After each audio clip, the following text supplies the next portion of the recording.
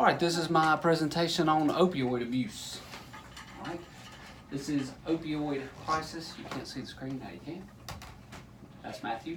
Say hi to Matthew. Matthew, say hi. Hey.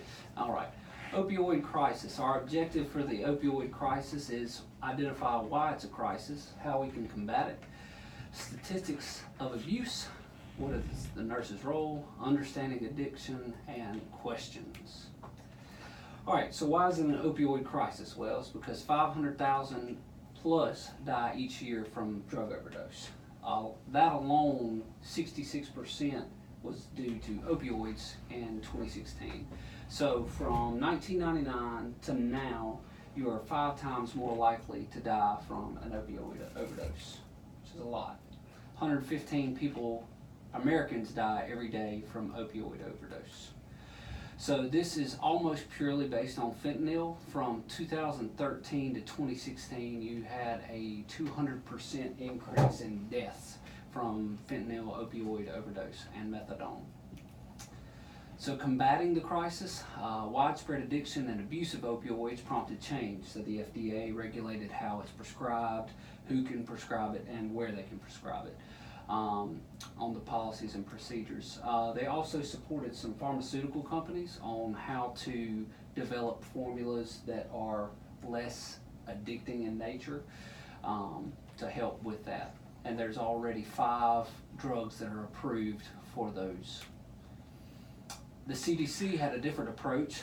They thought of using evidence-based practice and strategies for data collection to try and give each state the resources to combat that. They improved data tracking, and then they also supported healthcare providers with data. So basically the CDC said, we're going to just give you data and you deal with it yourself. So the CDC came up with this, opioid based on state. As you can see, Mississippi is in the purple, one of the highest in the country of number of opioid prescriptions per 100 people. So Mississippi is 96 to 143 out of 100.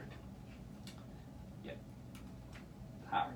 So vigilant nurses. Nurses work on the front line and play a critical role in identifying patients with opioid addiction by using a caring, empathetic, and non-judgmental approach. Working with opioid addiction and misuse, nurse must first understand what caused the addiction. Treating addiction is treating the spirit, soul, and the body of the person. This nice little video that we'll like, hopefully. What causes, say, heroin addiction? This is a really stupid question, right? It's obvious, we all know it. Heroin causes heroin addiction. Here's how it works.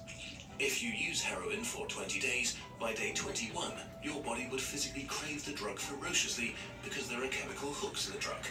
That's what addiction means. But there's a catch. Almost everything we think we know about addiction is wrong.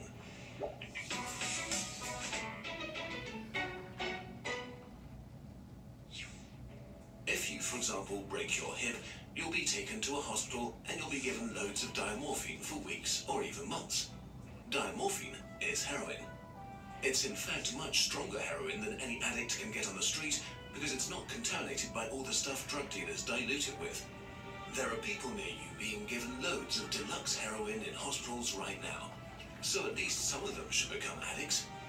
But this has been closely studied. It doesn't happen.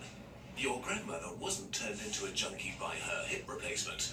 Why is that? Our current theory of addiction comes in part from a series of experiments that were carried out earlier in the 20th century. The experiment is simple. You take a rat and put it in a cage with 2 water bottles. One is just water, the other is water laced with heroin or cocaine. Almost every time you run this experiment, the rat will become obsessed with the drugged water and keep coming back for more and more until it kills itself. But in the 1970s, Bruce Alexander, a professor of psychology, noticed something odd about this experiment. The rat is put in the cage all alone. It has nothing to do but take the drugs. What would happen, he wondered, if we tried this differently? So he built Rat Park, which is basically heaven for rats. It's a lush cage where the rats would have coloured balls, tunnels to scamper down, plenty of friends to play with, and they could have loads of sex. Everything a rat about town could want.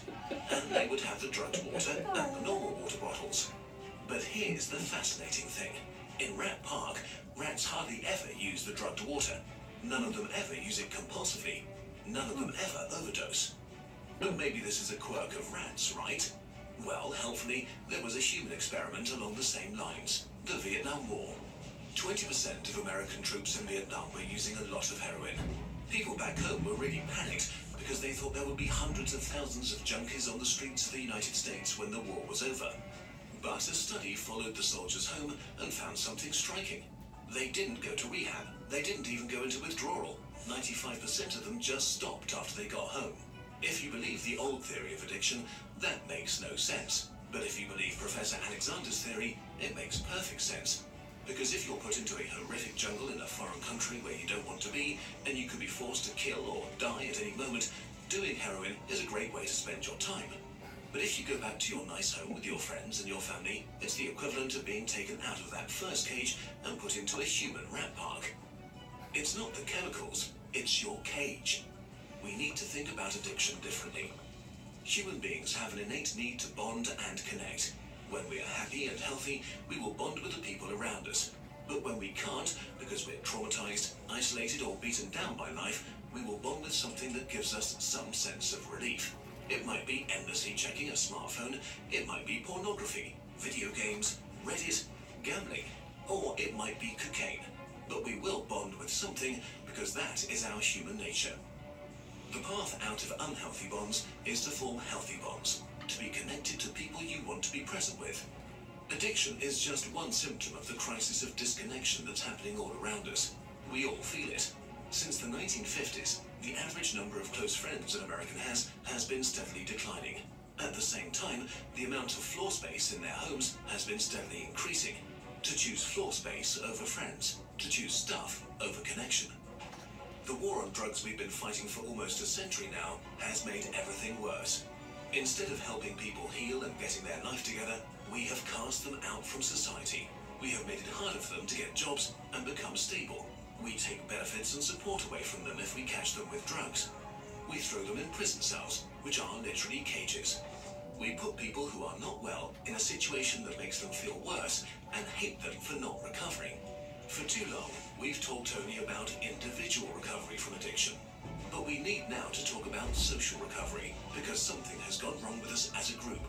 We have to build a society that looks a lot more like Rat Park and a lot less like those isolated cages. We are going to have to change the unnatural way we live and rediscover each other. The opposite of addiction is not sobriety. The opposite of addiction is connection.